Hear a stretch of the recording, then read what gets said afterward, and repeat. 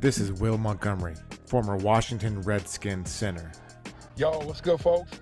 This is Trey Johnson, the headbanger, yo, and you're listening to Mess Hall with Rally Captain and Tailgate Ted. Word. What's going on, Rally? How was your bye week, man? Well, peaceful. I think that sums it up. Peaceful and relaxing for a change. What about you? It was good, man. It was good. The missus and I, we didn't go out of town like some people do during the bye week. We went to a different Wegmans. So that was kind of our highlight of the weekend, was going to a different Wegmans than the one we normally go to. So, nothing crazy. Just probably buying way too much stuff in that shopping cart and heading home and maybe eating some ice cream I probably shouldn't have got. So not Well, much else, man. I was gonna say, if that was your highlight, you're getting old, brother. That sounds like what old folks do. I mean, count the hairs on corn and stuff like that. I mean, that sounds good. Okay, but hey, that's at least it was better than what I did, because all the thing that I did was realistically just sit back, man, and I had to work. So I mean, other than that, that it is what it is. But I'll never complain about that, because I understand what butters my bread. So you can never complain about work. Yeah, man, you got to pay those trips somehow. Speaking of which, when are you heading out for LA? Wednesday. Nice. So this time tomorrow, I'll be in the air. Nice, nice. So for those wondering, it's Tuesday, December 12th at 4:36. I appreciate you guys sending in messages. We weren't going to do a show this past week because we had the bye week. We also had, no game to recap this Monday. So we're recording this on Tuesday to kind of prep for this week's matchup against the Rams. So I did get to do something fun, and I don't consider it bye week, considering it was last night. So I got to go to Jingle Ball. So Hot What's Jingle Ball? Hot 99.5 has a concert they put on every year. And Elizabeth, and he's a good friend. I know you see her up at the tailgate and everything else. So we're hanging out there, and they have, let me count, 1, 2, 3, 4, 5, 6, 7, 8, 9 acts. Oh, wow. Ask me how many of these 9 I actually know. You will do all 9, didn't you? Who the hell is Giddle? G with apostrophes around it, IDLE. David Kushner, Melanie Martinez, NCT Dream, Dochi. I have no idea who any of these people are. I knew who One Republic was, and Jelly Roll, and okay. Flow Rider came out to end it, which was actually nice. Yeah, that was a lot of fun. So it was kind of cool seeing that. But beforehand, I'm hanging out at this place called Urban Roast downtown next to Cap One, and a guy walks up, and I'm in my straight Jingle Ball outfit. I'll put a picture of it online. Please do. It's a llama that lights up with a beard. So he's got like Christmas lights, blanket, and everything else. It's like a stupid Christmas sweater. And one of our listeners walks up and asks if I want to take a picture with him. And I really didn't want to do it because I'm wearing this crazy outfit that I didn't think anybody would see.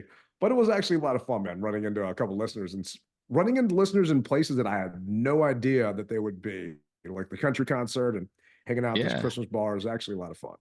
That just goes to show you how vast our listening audience is, man. I mean, it's really surprising. And here's the other thing that's really surprising.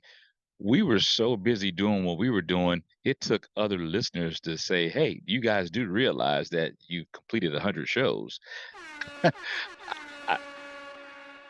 I totally forgot about it. I mean, we were just so doing and having a good time to where it didn't even register. But I appreciate everyone that came out and said, hey, you guys do realize that you did 100 shows. It's a milestone, man. Lloyd and a bunch of other people were chiming in. It was awesome to kind of get that feedback from everybody. And I did get a couple of messages from people that said they picked up some Don't Sleep Energies, and we wouldn't be able to do this without those guys. Mike over there is phenomenal. So I was at the concert last night until, I want to say midnight.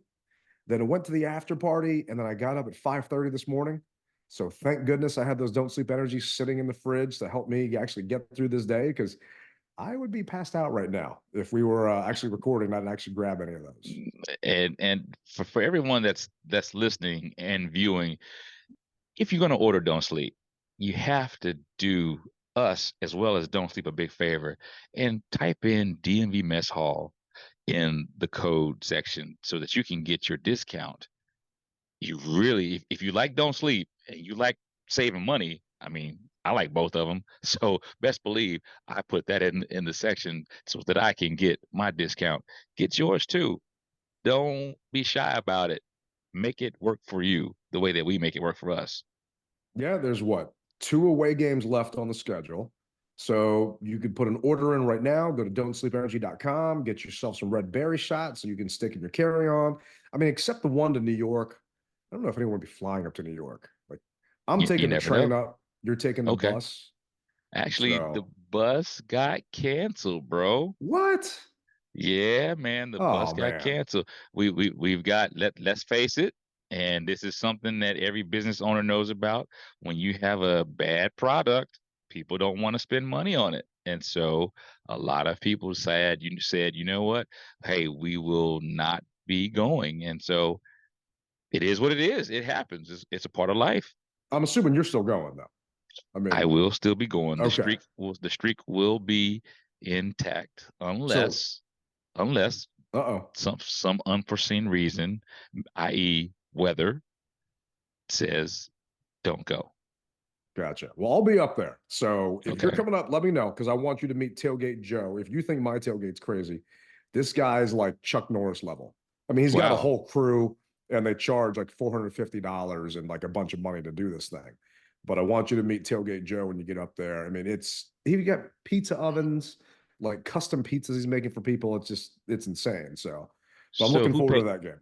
who pays $450? The average fan? Yeah, for like a VIP tent with Oh, your own like beer oh, pong table and all this. Yeah, it's I oh. we don't charge at ours. So, there's zero chance I would do that, but I can't wait to see how the other half lives, especially up in Jersey. Yeah, I definitely would want to see that. I may slide him a 20, but what can I get for 20? Like, remember Chris Rock? Let me get one rib. Good Lord, that's expensive. Let me get one rib. Can I just give a couple of ice? I actually saw something. I think it was on, I want to say it was like the Today Show over the weekend, and they're selling ice. And I'm gonna not get it right, but it's in one of those Asian countries where they're literally grilling ice and putting seasoning on top of it and then giving it to you at a street market. Okay, Yeah, seasoning on ice. All right. it Wow. was. I got ideas for the tailgate. I mean, I can definitely save some money just buying some ice and just putting some paprika on top. But it was crazy, man, because they're eating the ice with chopsticks. So it's someplace overseas where they're doing Uh, this. And I'll put it on the YouTube page. People can see the video. It was just, I can't believe I, people are paying for stuff. And I definitely want to see it. yeah. And speaking of paying for some crazy stuff, did you get your season ticket renewal? Yes, I did. And I gotta tell you, bro, I wasn't happy about it.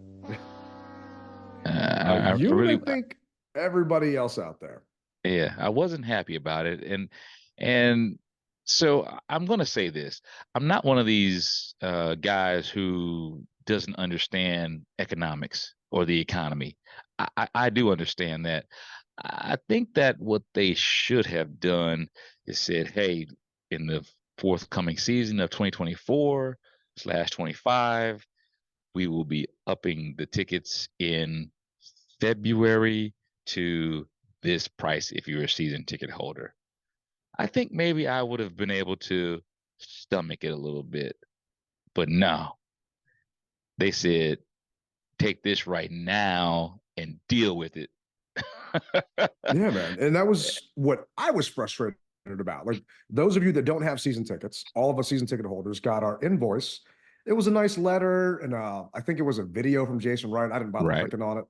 Hmm. I mean, a big old picture of Rally right on the front page. I mean, you need to get royalties considering they're using your likeness to sell season tickets.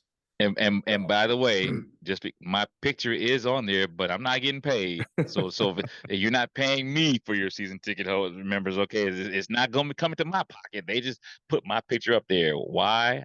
I don't know, but they did, and which I mean I'm happy they did, because any public pub is good pub, but not when people are wanting to spend their hard-earned money and they see my face. Now they're gonna hate me. And I've been getting a lot, I don't want to say hate from people, but a lot of people are saying, hey, well, you don't have to buy your season tickets. It's like, I get it. You guys don't have to buy your season tickets. But Rally and I have said plenty of times on the show, we're not going anywhere. We're going to the games. This man flies to all the freaking away games too. Just imagine that. But we got our invoice December 6th or December 5th. The first payment, if you're going to do a payment plan, is due December 15th. So for those of you that celebrate Christmas, your first payment's due 10 days before Christmas. And this part cracked me up. So what you get if you decide to re-up is a Commander's W chain. I mean, talk about ripping off your gimmick. The fact that they are now giving season ticket holders, if they decide to sign up by a certain point, a little baby W chain to walk around the stadium with, because we know it's not going to be anywhere near the size of yours. No, and I guess that means that I'll be deferring. I mean, out of all the things, because did you ever get your season ticket holder jersey from when we signed back up in like 2021 or 2022? So I did not, because they told me that I was outside of the window. There was apparently, I think they were given, let's just say 200. I was like 220, and they were like, nope, you're outside of the window, so you don't get one. Yeah, I never got mine, and I was inside the window. So it is what it is. I mean, I wasn't going to bitch about that because I've already got, a Tailgate Ted jersey. It's just kind of annoying. But if you also decide to sign up, so for those wondering, last year our season ticket prices went up. Mine were $13.09. They went to $13.99. So they went up $90, but I could choose to not get the increase if I paid the entire nut in full. So it would just go back to the regular price. This year, if you decide to pay in full, you get a gift card, not per seat. You get one gift card for your account, ranging from $100 to $500, depending on where your seats are and how much it costs for the team store. That's supposed to make us feel better for the increase. And give me the cash.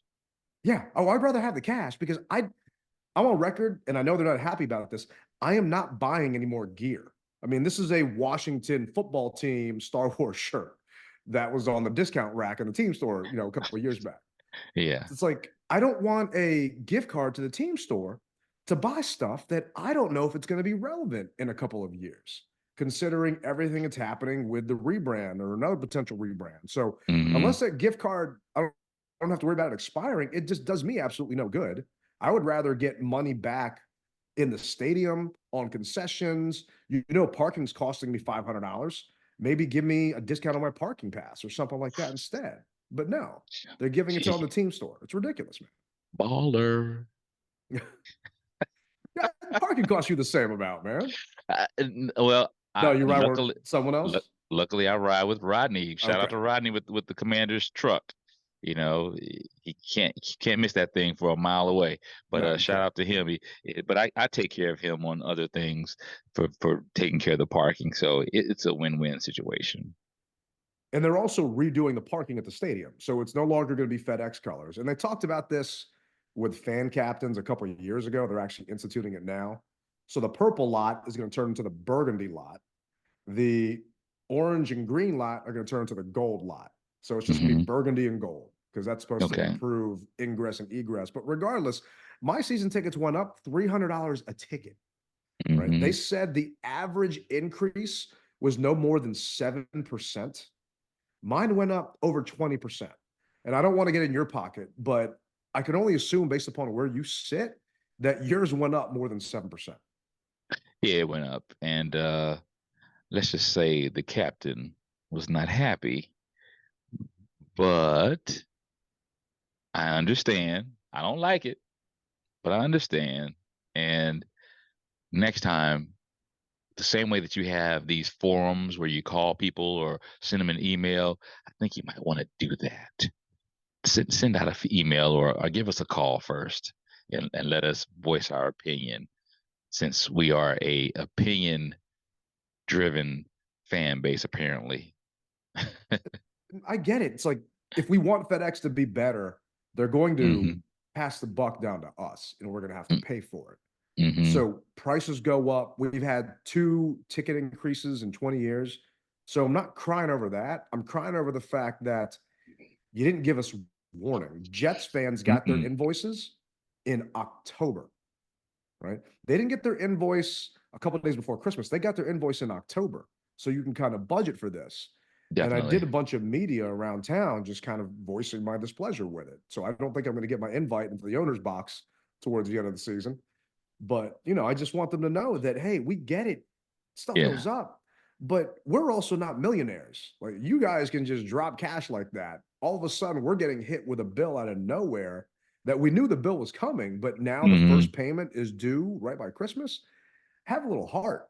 Just understand that we're all not in the same financial situation that you guys are that just bought this team. Yeah. Now I won't be able to get my son the G.I. Joe with the Kung Fu grip. It's kind of. I joked, but Christmas is canceled at the tailgates, man. I don't think we're putting up a tree. We ain't getting some presents. The missus and I are going to go up to New York. We're going to do something there. But because of this, all of a sudden, $500, $600 out of nowhere payment that we got to make, we're just not doing it because people are saying, all right, you're crazy for canceling Christmas. And this isn't going to come off well.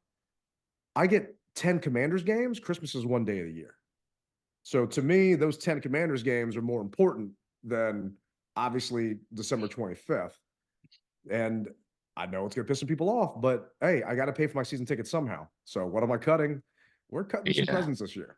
Hey, old Saint Nick is just old. That's just he'll be passing over the captain's house too. That's just how it is, bro.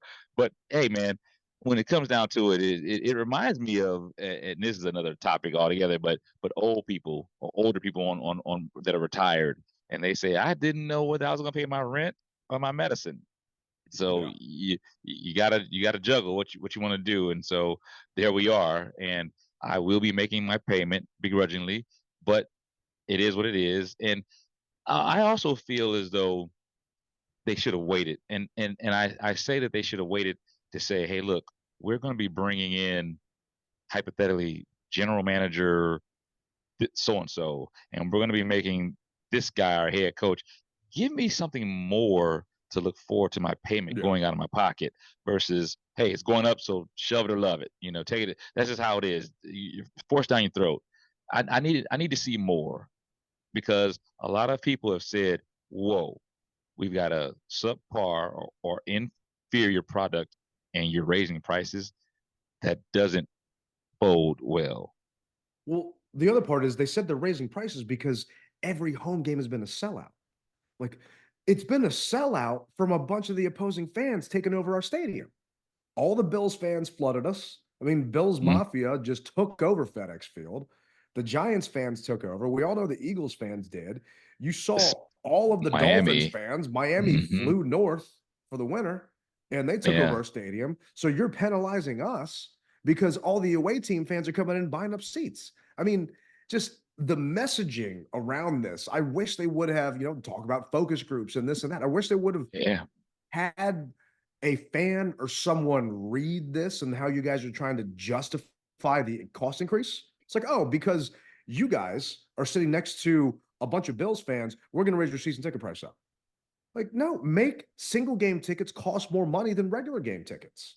Definitely. If you have season tickets, give the season ticket holder a break for buying those season tickets. Whereas, the 49ers game, I guarantee the person sitting next to me is going to pay less than I did for my ticket, which is going to hurt. Yeah, big time. And I always ask people, hey, man, how much did you pay for these tickets? Because the guy who used to sit next to me was a season ticket holder. Well, he's still a season ticket holder, but he puts them on the open market. And 9 times out of 10, it's the opposing team who is sitting next to me, or standing, if you will, next to me. And speaking of standing, once again, I just don't understand these ushers. Well, I do, but I don't. And it's a football game. And the young lady says, Mr. Captain, be mindful of other people behind you. And I said, we're at a football game. Yeah. I'm cheering. I understand, but be mindful. And so I had to turn around and say, "Are you guys okay with me standing? Because I will sit down, but are you?" And everybody was like, "We're fine." So that just kind of, It's annoying, especially when we're it's getting beat like 40 points. yeah, You yeah, know, I hear you. I try and only stand if the people are standing in front of me, unless it's like big plays, you know, second down, third down, something going on, I'm trying to get the right, crowd up. But to me, if you want to sit, go sit upstairs on the club level. Because if you're downstairs and you're in the nitty gritty with, I don't want to say the real fans, but the fans down in the 100 section, 200 section, you know, we're going to stand, we're going to cheer, we're going to root for the team, or go get sit at excited. home, sit on your Hmm. couch, you know, donate your ticket. I'm collecting tickets for Wounded Warriors at this point because I'd rather them come to the game than a bunch of 49ers fans or Cowboys fans at the end of the year Hmm. and Yeah, get a full tax credit on that instead of, you know, pennies of the dollar on your ticket. But I was just kind of frustrated, man, when they did that to us because to me, this is the first strike against the Hogs, against the Harris ownership group in regards to doing the fans dirty. I expected something like this from Dan, but from the Harris group to raise prices this much. And there are a couple people out there who I won't name their names, but I know you know who I'm talking about. Their increase was 50% because oh, their tickets were deemed touchdown club, but they were paying non-touchdown club prices. So when they got those invoices, they freaked out, man. I mean, it was you talking a 8% increase, theirs is 50. So I can only imagine how frustrating that is. you like take these tickets and shove it. Yeah. I I mean, only, I and only, I don't need to sit in the touchdown club. a bunch of people are saying, well, you can move sections. Yes, I understand we can move sections. I can move upstairs to the 400 level, whatever else. But I've sat with the same people in my section for 15 years now. You know, Mm-hmm. I know these people. They're like family. I don't want to move. I don't want to have to move. But, you know, if someone can't afford, but they still want to keep tickets, that's definitely an option, you know, short of giving your seats up. It was just kind of frustrating to see that come out, especially we already Mm-hmm. recorded, so we didn't get a chance to talk about it. Well, what I'm wondering is this: you signed a contract, which I understand, and you say, "Look, I just can't afford it." What are they going to do for you as far as that's concerned? That's what I like to know. Or because back in the day, hey, you couldn't pay it, so what? We're going to take your firstborn. I mean, they tried to get blood from a turnip. So I'm wondering what is the protocol now if a person says, "Hey, you raised the ticket prices on me, and so I can't afford it. So what do I do?" Well, people can opt out because a lot of people didn't know that if you're on a payment plan now, your payment plan automatically renewed unless you Hmm. opted out. So, I mean, to me, that was a little shady. So, if someone missed the email, all of a sudden, December 15th, they're not paying attention and they get another couple $100 bill on their credit card statement that they thought was already over with by now. And that's 3 days from now, folks. Yeah. So, If if you're if listening if to you this, if you're listening, yeah. yeah, you know, make sure you check. But no, you can definitely opt out and say you don't want your tickets because I opted out of the payment plan. Hmm. So you can call them to get put on a different payment plan. They will work with you on that if you don't want to make your first payment due right before the holidays. So they're willing to work with fans. They're not being I guess, just complete dicks about that process. But just the way everything kind of came down was frustrating. And speaking of frustrating, did you see the article in ESPN that was supposed to be about trading away Montez and Chase and firing Del Rio? But to me, it was kind of digs at Bieniemy by the players. I did see that, and like you said, it was fluff, but the meat of the subject seemed as though they're talking about Bieniemy. And Ted, I mean, man, it goes back to everyone isn't going to get what they want all the time. So let's say we get rid of Bieniemy, right? Because the players say he works us too hard, or we don't like his style of coaching. What if we bring someone else in who's harder than Bieniemy? Then what do? Are you going to complain again under the new tutelage of a new head coach? At some point in time, you got to lace your bootstraps up, tighten that chin strap up, and do what you got to do as a player. I Because mean, we know that you just aren't going to be able to get everything your way when you want it. No, you can't. And Jay Gruden they used to call it Club J with his training camps. Right? Mm-hmm. And Bieniemy comes in here, and you got players that are bitching about how hard training camp is and about how hard they're being worked. You haven't gone 500 in for how many years now? I mean, Ron Yeah. Rivera hasn't gone 500 his entire tenure here. And the guys prior to that, Gruden's last couple of years were horrible. So you're upset that you're being asked to work tougher. And this is from the article. Their off day was switched from Tuesday to Monday. And Bieniemy had that set up with the Chiefs. And he basically said that, people are getting kind of in a rut and he wanted to change it up. So switching your off day, sorry, shouldn't be that big a deal. Now, this is also from the article. It says among the players' other issues early in the year per team sources was that afternoon offensive meetings frequently ran long and got in the way if players needed treatment.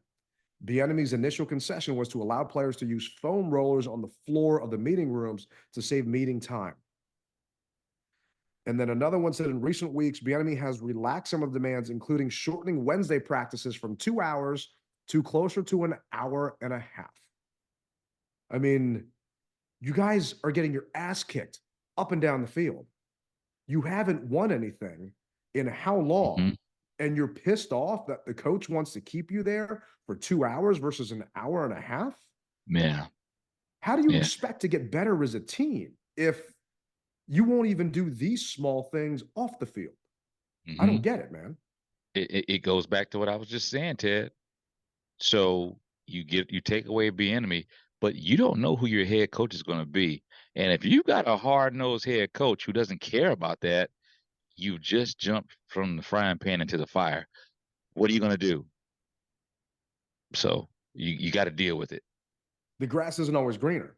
So, No. I mean, it's just, and this, Bieniemy was demanding this because this is what he got from the Chiefs. The Chiefs, we all know, won Super Bowls. And a lot of people now are saying the Chiefs without Bieniemy are Mm-hmm. somewhat of a shell of their former selves. I mean, did you watch that Chiefs Bills game? Did you watch any football during the bye week? It's curious. I did, and the Chiefs have regressed. They have. I mean, they're still a powerhouse, but how they put things together, you can tell it's not the same. And is it because of Bieniemy not being there? It sure does seem like it. If we're going to look at it that way, um, they're so much better than what they've shown. Did you And see the last? Did you watch the Bills game? yeah, mm-hmm. And Kadarius Toney not being lined up properly. Right. So But yeah. Go ahead. Go ahead. Those wondering, go back. You can look it up on Twitter or anything else. I mean, the Chiefs were driving down the field against the Bills. If you guys didn't watch the game, and all of a sudden, Travis Kelce, middle of the field, catches the ball. It was almost like a hook and ladder design Mm-hmm. play where he just lateraled it back, and it was a touchdown. And they took the lead over the Bills with a minute some change left. There was a flag on the play because Toney wasn't lined up properly. And it was kind of like how Terry wasn't lined up properly against the Giants. I want to say it was last year. But they Yeah. said Bieniemy would nitpick players on little tiny minute details like that because you can't afford to have something go wrong. And then you saw it on TV go wrong like that. And to me, it's Mm-hmm. those things that the players are bitching about that he's trying to drill into them. It's like all the small details. And they're working past midnight during the week. And the players are bitching about being there for 2 hours instead of an hour and a half while the coaches are there past midnight and getting there first thing in the morning before the players even get there. I just feel that our players are soft, man. It's, I Yeah. mean, like marshmallow soft. It's ridiculous. This is one of those things to where I always say that some of this stuff should be held in-house because ultimately the fans don't have a say. We don't have a say on who we can be there, who cannot be there. But if we did have a say, the fans would say, get those guys out of here. We love you, but at the same time, we want to see a winning tradition on the field.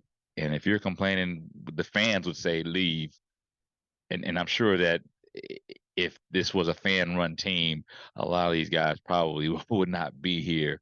But that's the reason why we don't have a fan-run team because we fans have stuff on our shoulder and we let it go. So realistically, now's not the time to complain.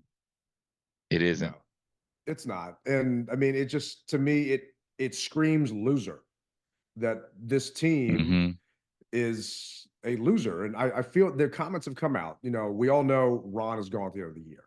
So Yeah. comments have come out that he has just completely lost the ability to motivate these players, that he doesn't really have them buying in to what he's trying to tell them because they all know he's not going to be around anymore. And Montez Sweat is in Chicago. He's actually doing really well, just got that big fat check. These are some comments that he made to a reporter in Chicago about how things are different where he is now. Let me play him real quick. Where I came from, it was, you know what I'm saying, it was kind of like just waiting on the season and kind of. But here it's like every week, you know, it's a new challenge and people want to play for the man beside them. Man. That's what I'm here for. Waiting on the season to end. I mean, honestly, I feel that he's telling the truth. I feel that Mm-hmm. everyone is just waiting for the season to end. And the Bears, you know, hopefully they keep winning because we're competing with them for a higher draft pick. But the Bears right now, standing wise, trying to see where they are. I mean, they are 5-8. So they're doing better than we are. But I don't feel that Tez is talking crap about us. I think he's telling the truth. I mean, what do you think?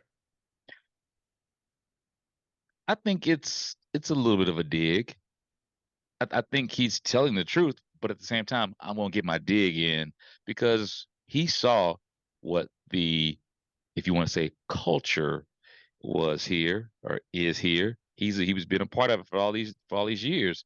He understands it. So if anybody can say it, I appreciate him saying it because maybe that puts some people on notice, Ted. I really think that, you know, you need to put people on notice. You need to let them know the way you're doing it isn't working. And I pray to you that the new general manager, the new head coach, whomever we're going to bring in can get the best out of these guys. And we have a motivator among men. That's what I'm hoping. So that if a guy does leave after the new regime comes in, he can say, no, these guys are about business. And I don't know who that is that you can bring in to say that, but when the person leaves here to go to another squad, they won't be making these type of statements. They will definitely say, no, the Commanders or Washington football team or whomever our name is or whatever, those guys meant business. And so you better, as they always say, bring your pail, bring your lunch pail to work when you work for these guys. That's what I want to hear versus we kind of just look past it, everything, and because it's so defeatist, and oh man, it burns me up. I don't even want to talk about it. It really is, man. It's frustrating because the players are miserable. The whole town's miserable. All we can do is just wait for the season to end. And I really don't think Tez is just throwing digs in there. I mean, he's talking about the guy beside you fighting for you. And we've got John Allen talking about how he thinks about not playing here, about talking to his agent and being traded at the end of the season. And it's coming to his mind. And you cannot say that as a team captain. And I don't want to rehash a past episode, but to me, Tez's comments echo that your team captain, and I don't want to say this is what John's doing, but everyone's just waiting for the season to end, just waiting to move on and going from there. And I was thinking about this, like, to me, when I think of the past coaches, obviously, Coach Gibbs saved this, made this franchise what it was. What is Ron Rivera's legacy going to be when he's gone from here? When we go back and look at the Ron Rivera era here, what would you remember fondly of? And what would I just kind of think of his overall legacy here that he's kind of known for after the fact? The first thing I'd say is him taking the job. I was very excited for him to take the job. After that, I'm going to say his lack of picking talent. That's what I'm going to say. Coming here, I was ready to run through a brick wall for him. And after 4 years of us picking non-starters, if you will, who just haven't played up to their potential, we've got all these picks, but they just didn't play to their potential. And I think that's what's going to be his downfall, or in my eyes, his legacy. Yeah, I'd say some of the best players on this roster are ones that were drafted by Gruden and the previous regime. I mean, John, Duran, those weren't picks by Rivera. You know, Terry wasn't a Rivera pick. Mm-mm. So, I mean, Curtis Samuel was a free agent that came in. Curtis Samuel's, I think, the only free agent that was actually decent that Rivera brought in. And there was a tweet, I'll see if I can find it, that someone put out there that I had tweet way too much. So I'm not sure if I can actually find this damn thing. But it was a list of all of Rivera's free agents that he had brought in here. And it was sad to look at this list. I mean, Rivera, the person, great person. Oh, And the yeah. fact that he had to go through cancer and chemo and COVID and trying to bring this team through COVID and losing our name and the ownership scandals and everything else, I don't think there are very many people that could have handled that as gracefully as he did. But Rivera, the GM, the personnel manager, the coach in general, the head coach of this team, he failed flat out.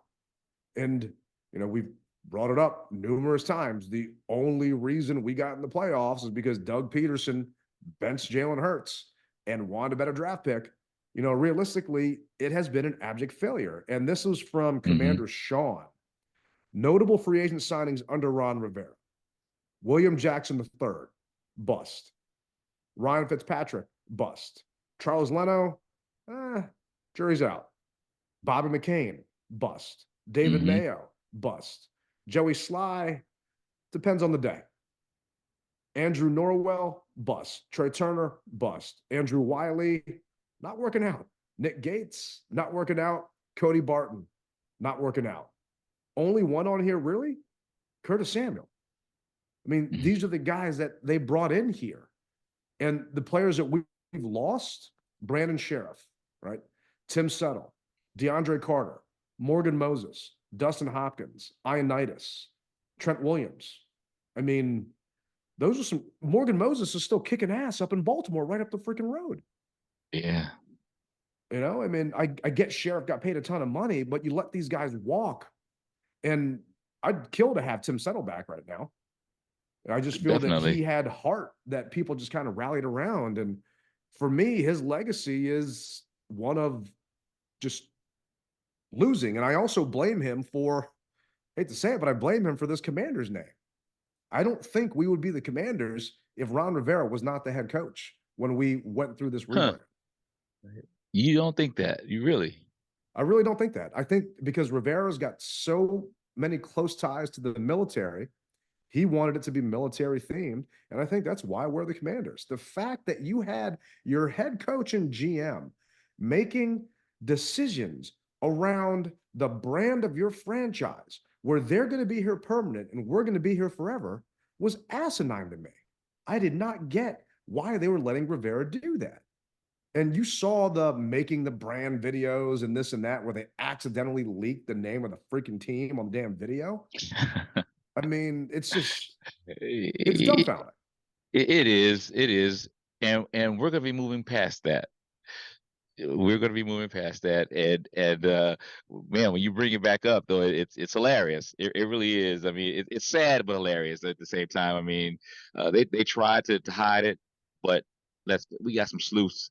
Our fan base, boy, we got some serious sleuths, and they were able to picture that and say, oh, and then they tried to cut. I think they did a retake of it or something. They tried to cover it up, but by that time the cat was out the bag, and then freaking what is it, Sky 4 or Fox 5, or whatever have you, flying over. Chopper Brad from Channel 4. Yeah, Channel 4 is flying over and saying, oh, there it is. We see. Didn't think about covering that up. So we've had a lot of blunders on the way. I mean, too many to even freaking talk about.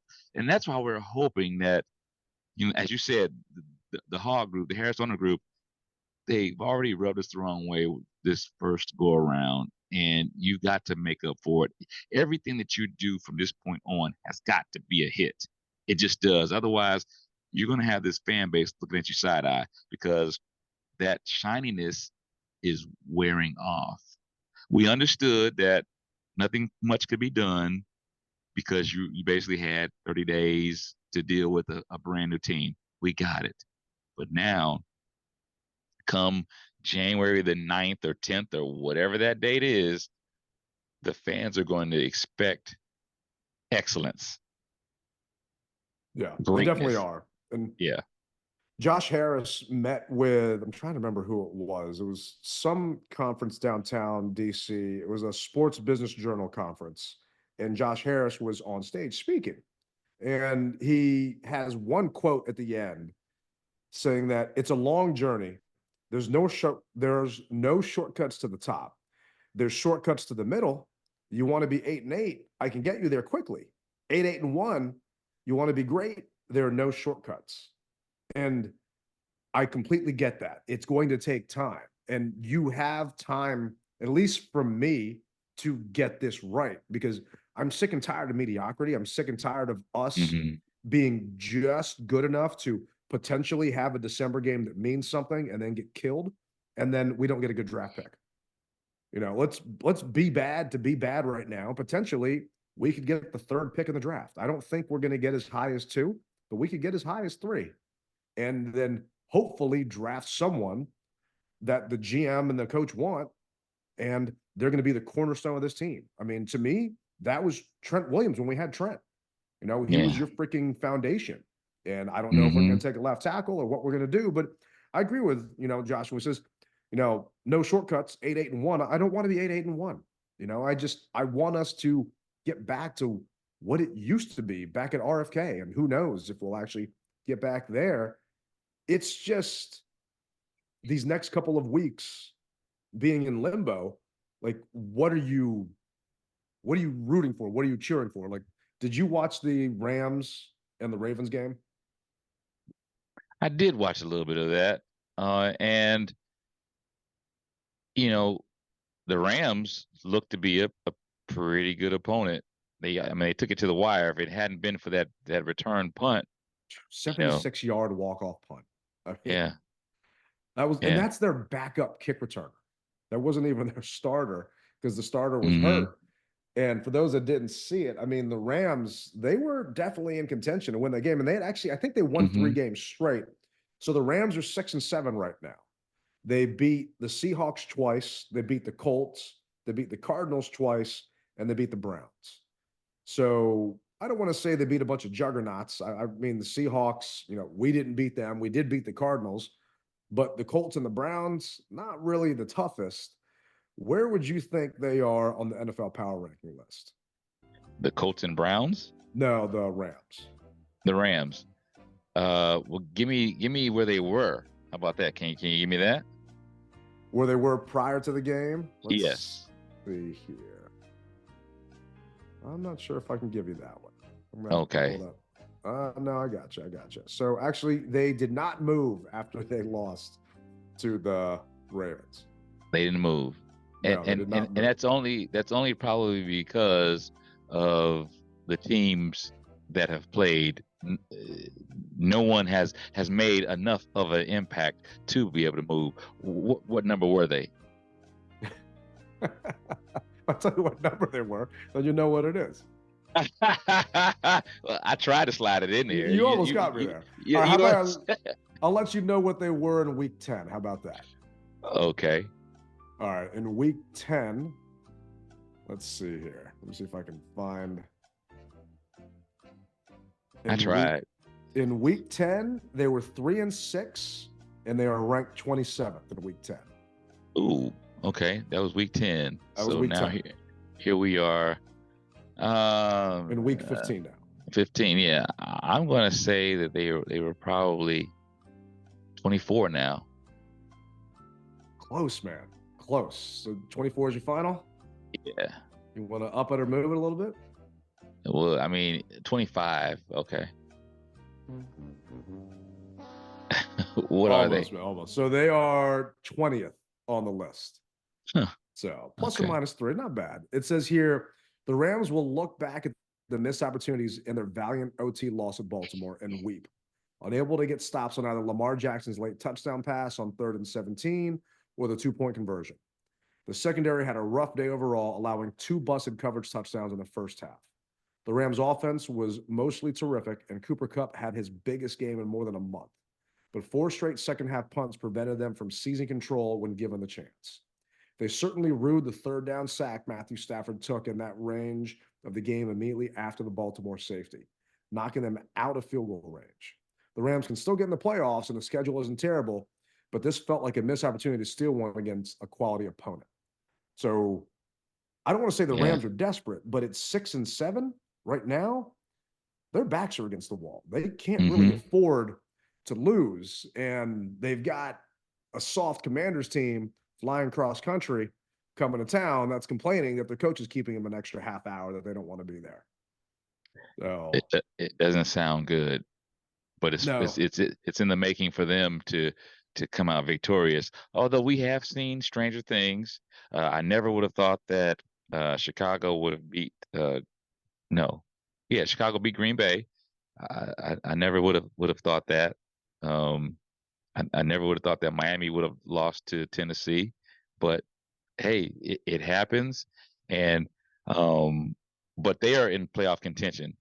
We technically, mathematically, are still in it. We are mathematically, we're still in it. We still are. However, attitudes, I think, dictate that we're out of it. But those guys are still, for the most part, in playoff contention, and they're going to be playing hard. It's at their house, which I can't wait to see. By the way, I really am looking forward to that. And as I told everyone, if we lose, what did you do prior to that? Did you enjoy your experience? So that's going to be the biggest thing: enjoying your experience with fellowshipping with fellow Commanders fans, and seeing a new stadium on the road. But those Have you guys been so far? No, this could be my first time. Oh, nice. And So you're gonna add that to the list. Oh, definitely get stitched into the flag when we get back. Can't wait. You got to take a video of the flag getting stitched, man. I'm not sure if you have before, but I'd love to see like a video of the detail of whoever. Are you the one stitching it, or no? Is Mrs. Riley doing it, or I take it to an embroidery shop. Oh, actually, speaking of which, yeah. If you do re-up your tickets, is Mrs. Riley going to get the mini chain to wear, the $45 chain you get? She doesn't believe in stealing my thunder. Okay. So I'm going to say no, because she just doesn't. She said, that's your thing. I will never step on your style. And so I wish 100,000 people would think the same way. Yeah, I mean, the entire stadium's gonna have freaking chains now, so it's gonna be ridiculous. But I'm jealous that all of you guys are getting to go out to LA, enjoy some nice warm weather, see a brand new stadium, and hopefully envision what ours is gonna be like whenever we get one. And if we win, then great. But I'm not holding my breath. No. I mean, we're 6.5-point dogs. The over/under right now is what, 48.5? I mean, we put up 25 points the past 2 games. So, and we've got 90 put up the past 2 games. I'm not sure how to feel. The last 3 games, the Rams are averaging 34.7 points a game. Stafford got hurt during the year, but he's got 19 touchdowns and 9 picks. So he's doing well. And he doesn't get rid of the ball as quickly as Tua does, but he's getting that ball out of there fast. You're talking 2.7 seconds. Yeah. So I was going to say that the last time we played the Rams was at the Coliseum, and I did go to that game, and we won. So we'll see what happens. We'll see what happens. I feel as though, like they said, so you saying we got a chance. We've always got a chance anytime you lace the boots up. So we'll see what they say. We'll see what they do. Yeah, I mean, to me, we got a chance, but realistically, Cooper Kupp is back. And he really is. Some of the throws that Stafford made to Kupp, where they were nowhere near looking at each other, and he just trusted him to run out there. I mean, that touchdown that Kupp had was freaking unreal. And there was a 3rd and long where, I mean, that DB he just got burned completely. And I'll see if I can put them on the YouTube. But I am concerned about our secondary. And if they try and shut down Kupp, then they got this freaking kid, Puka Nacua, Cool, yeah. that's kicking ass over there. And they've also got Kyron Williams. The only reason I know about him is because he's on my fantasy squad and he came back and he's actually doing really well. So they've got their, definitely work cut out for him going out there to LA. It's not an unwinnable game. I wanted to go out to LA originally before I had to cancel Christmas because the Commanders screwed me over. Because I thought that, hey, I could see the new stadium, and the Rams aren't the Rams from a couple years ago when they were just walking up and down people. But I also feel that the Rams are peaking at the right time. And I agree with you. Our body language is, like Ted said, let's just get the season over with. But that's how all of us are feeling. So it's part for the course. I've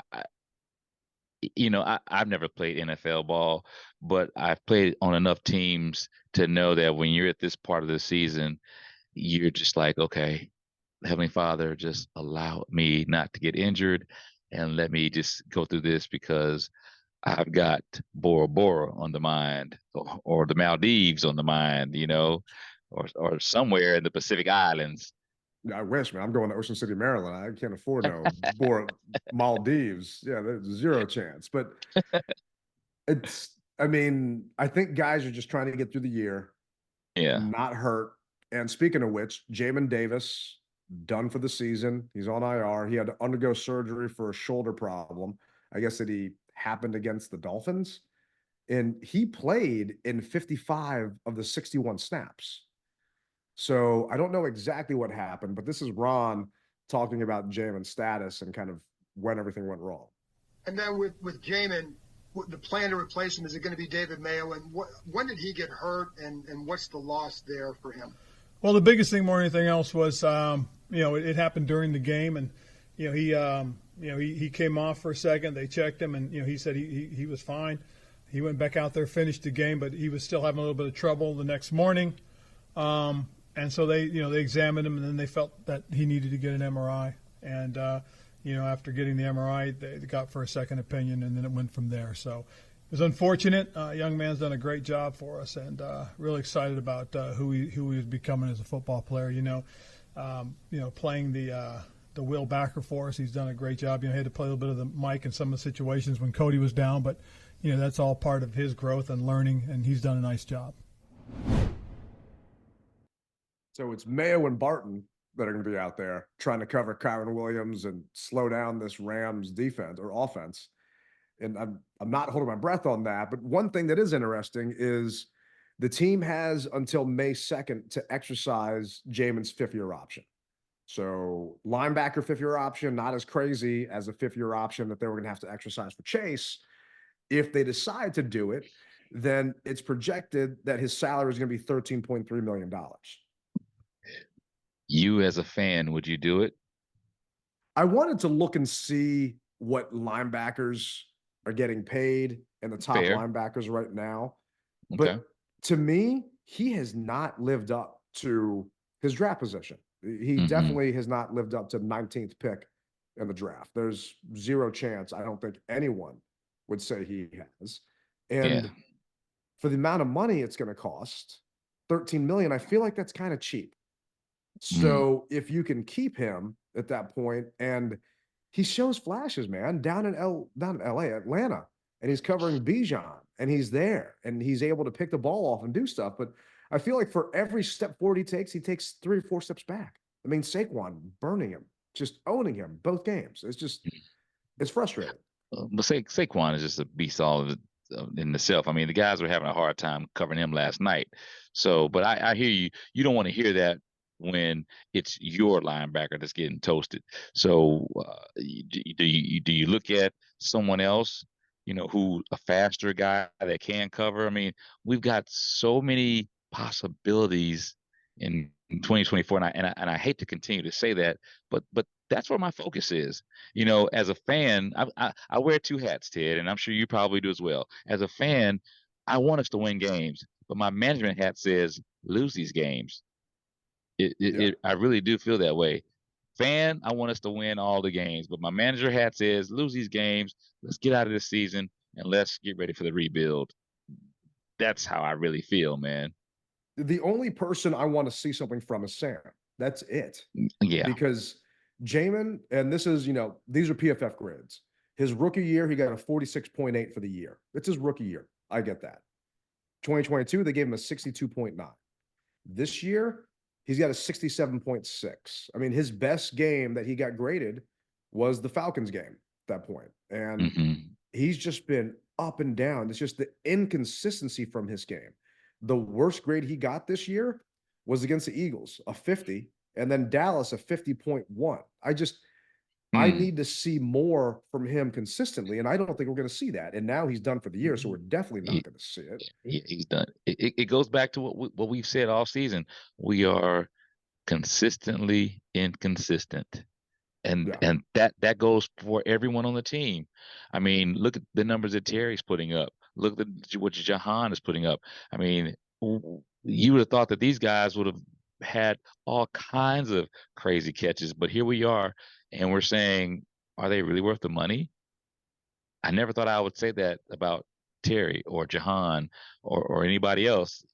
Are these guys really worth that amount of money that we're paying them to produce as little as they have?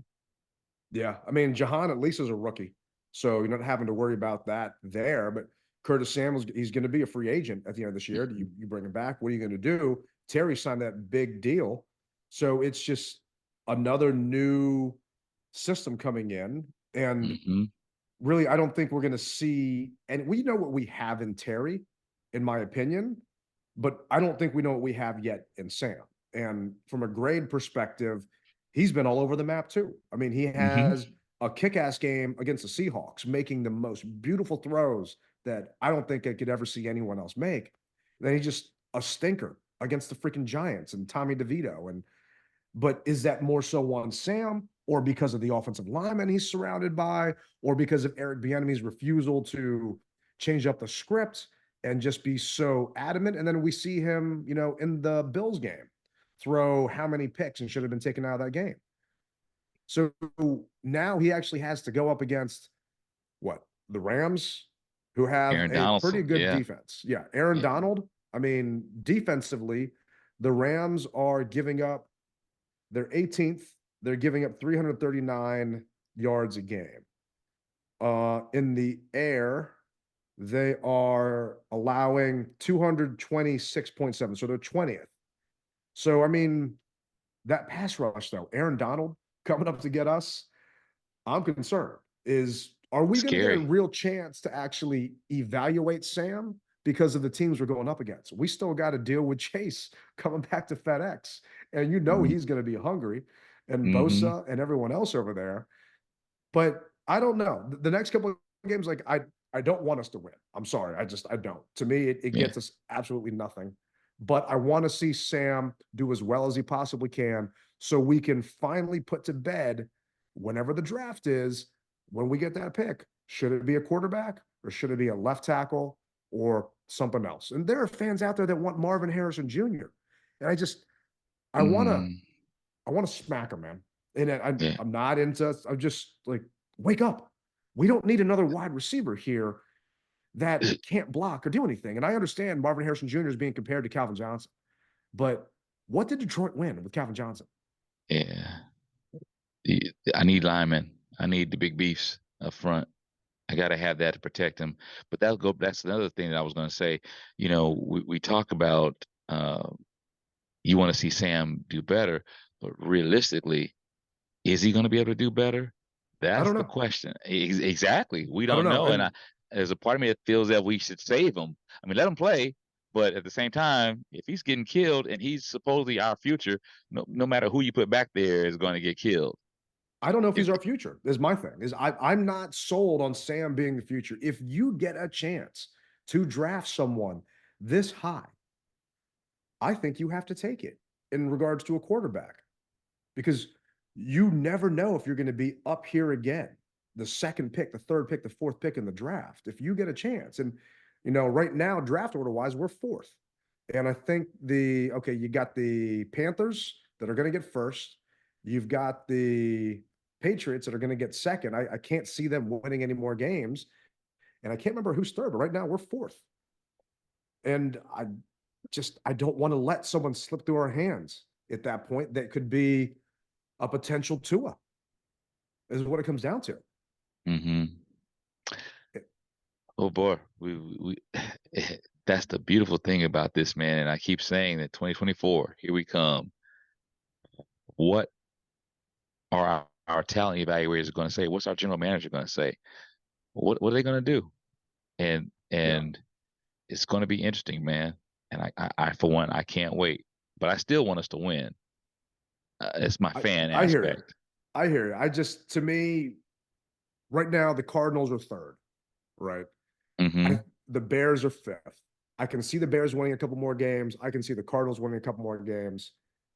The only game I'd say I want us to win is that Cowboys game at the end of the year, just because I don't want to deal with their fans in the stands. But realistically, other than that, I just want us to go into this offseason and let our GM get as much clout as he possibly can, draft pick wise, because we're a sexier destination the higher the pick we get. So I'm not talking about like free agent town. I'm talking coaching town. You know, there's going to be a lot of jobs that are opening up. And hey, would you want to come here where you got this potential third round pick in the draft?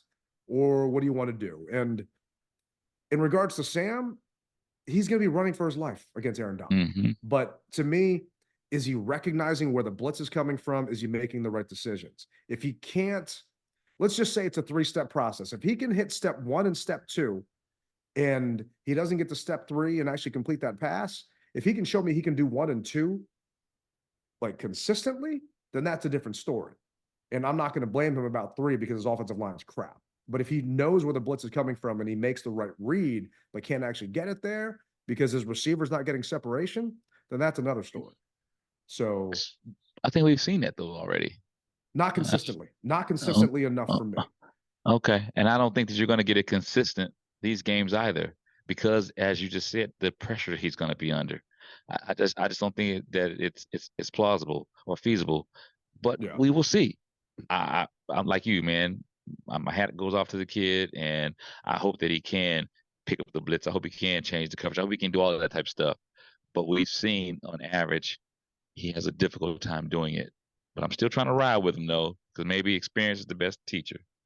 Yeah, it definitely is. And I'm glad that he got reps. And I was shocked to see Jacoby Brissett come in that last bit of the Dolphins game, considering he's gotten beaten up all year. And he didn't take as many hits in that game, but they put Brissett in. So I don't understand why they did that, because Ron, all post-game press conferences was, nope, we're keeping Sam in there because we want him to get the experience. And then all of a sudden now you want to take his ass out. But it's Ron, it's whatever at this point. But for you, I understand you want to see him win. Who is your Don't Sleep Energy player or players of the week to make that happen? I'm going to have to see some secondary, some great footwork, great hands. Secondary has got to happen, make it happen.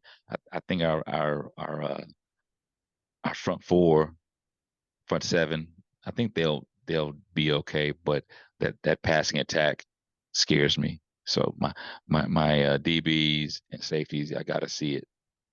Yeah, I was going to go secondary, but really, they can cover all day long, but eventually you can't cover all day long. You know, you need to get that ball out of Stafford's hands.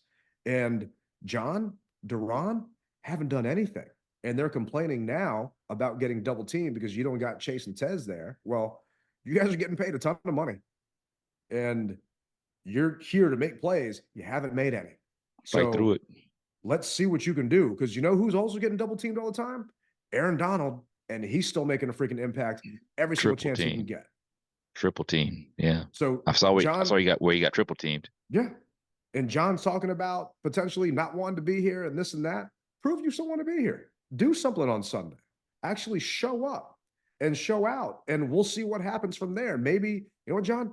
You're auditioning for a job too with this new GM because your contract ain't guaranteed anymore. And a lot of people are saying that he came out with those comments just as a contract ploy because his contract isn't guaranteed and there are other guys getting paid more than him. Sorry, that's just the NFL. You sign a contract now, a guy signs it later on, he's getting paid more than you. That's just the way it works. But a week later, yeah.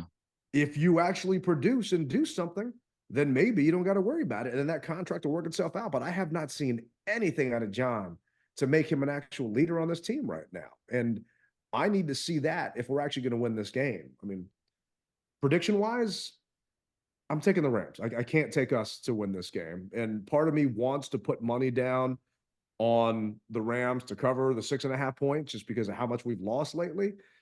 But you're flying out there. What are you thinking? I think the Rams come away with this just because of the players wanting to get through the season. That's how I look at it. But I will say that my DraftKings will have Pakua. I'm butchering his last name, but my Nakua, draft anytime touchdown score, I'm feeling that. That's actually not a bad idea, man. Because I was looking today to see the props, but it's Tuesday, so there aren't a ton of them in there. But at least get some money in your pocket and help pay for that trip. That'll be a good time.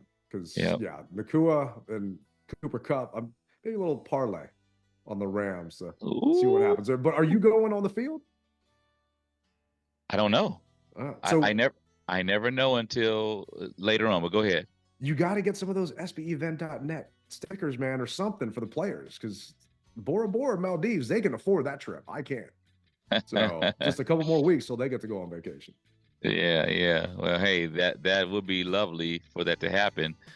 But what will happen is we're bringing another show to an end, and I greatly appreciate you riding with us this far, everybody, ladies and gentlemen, boys and girls. I really do appreciate it. Myself, Tailgate Ted, we are here for you, as well as I know you are here for us. So we thank you for making this journey with us. 100 episodes. Now we're on 101. Good stuff, man. Good stuff. Hey, remember, guys, you rep it hard. You don't rep it at all. Tailgate Ted, Rally Captain, 101st show. We're out.